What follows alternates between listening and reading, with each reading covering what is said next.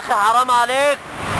الناس اللي كانت على الكوبري كلها مش، حتى اصحابك اللي جاي معاك سابوك ومش.